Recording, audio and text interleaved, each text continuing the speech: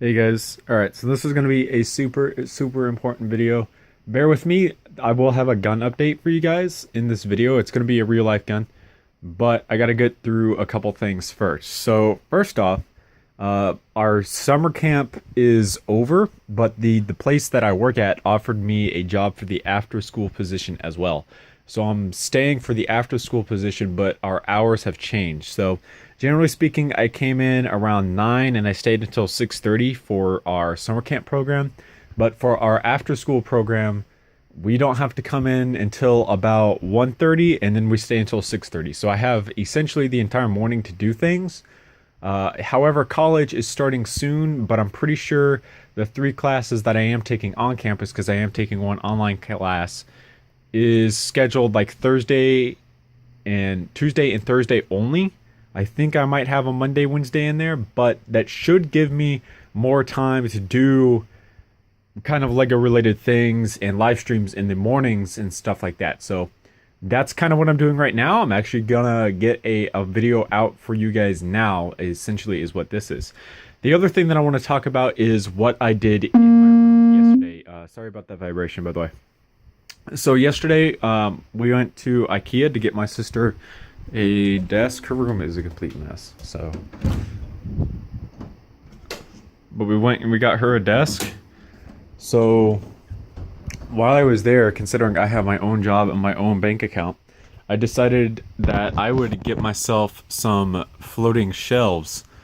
So I've now got shelves going around my room to actually get these guns like out on display, because the shelves that I have are kind of, you can see like right here, this is kind of what I'm talking about. The ones in the back you can't really see, and they're all kind of like laying down.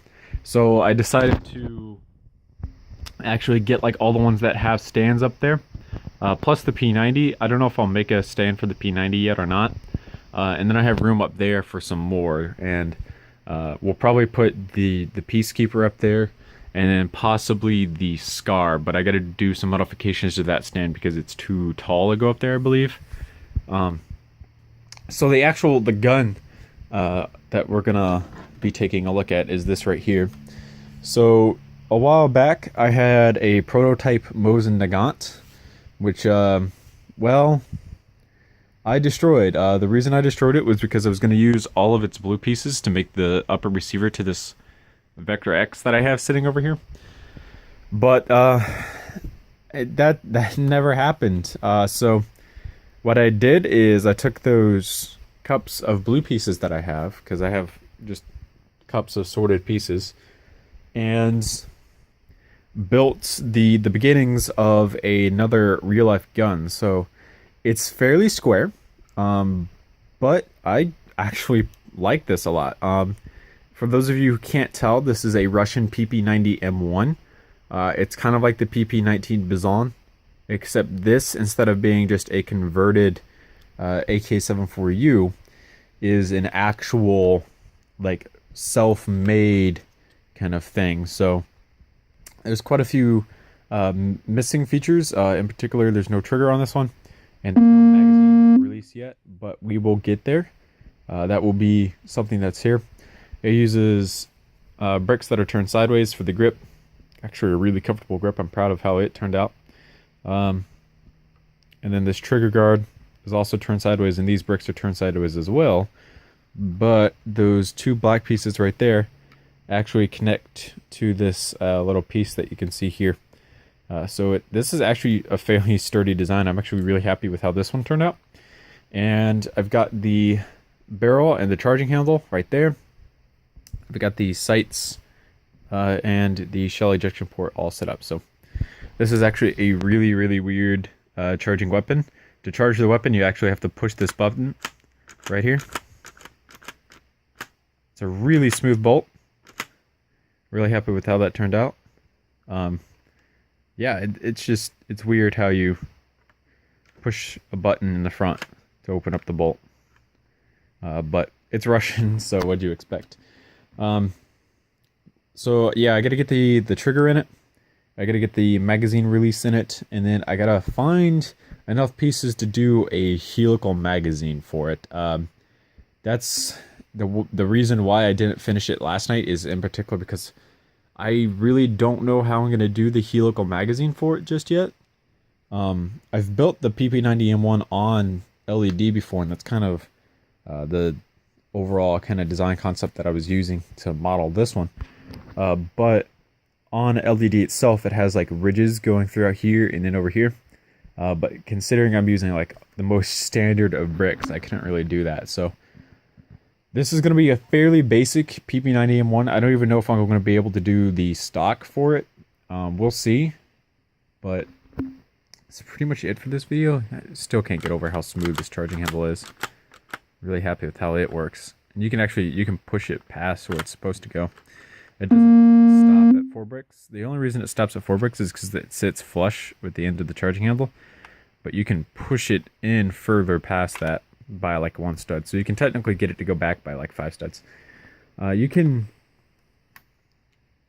see the bolt move from the bottom, but you can't really chamber like around, because instead of putting the bar that moves the bolt at the top where it should be, I put it at the bottom so I didn't have to use so many of the flat pieces, because the flat pieces are running kind of thin right now. So I had to sacrifice being able to see it through the bottom here to see it through the top. So that's pretty much it for this video. This gun will probably be finished here within a couple of days. We will see. I don't think I've done a video on this one just yet, but that should be a different video to do later on. But yeah, we've got the SV98, the MP7, Nikolai Yakovlev's M4 PDW, the P90, the Maneva M9, the VBR PDW, the Glock 18, and then the Beretta 23R all up there. Got the Peacekeeper PP90M1, Jim's Glock 18, a concept receiver, a grenade launcher, the M4 Spectre, camera's not focused, another Glock 18 from Jim, the PDW 57, the prototype Vector receiver, M4 PEDW, M4 PDW, concept, Pardini 22, revolver, and then we got the Vector X, the Scar PDW, and then the Scar HAMR upper receiver right there. So that's pretty much every gun that we have so far. The collection is growing, and something that I want to do, and for those of you who have stuck around long enough to get to the end of this video, this one is all the, like, just a bunch of pieces that I could scrounge together to make.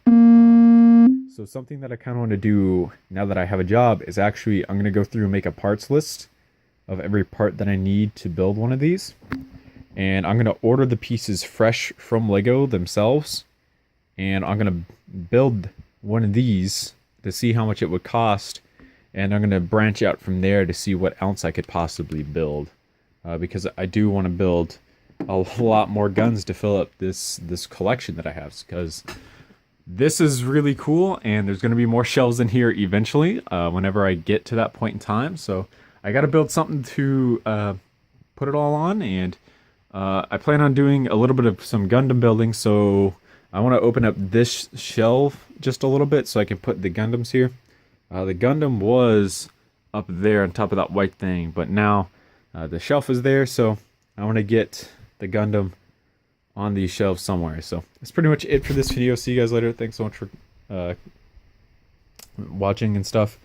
Goodbye.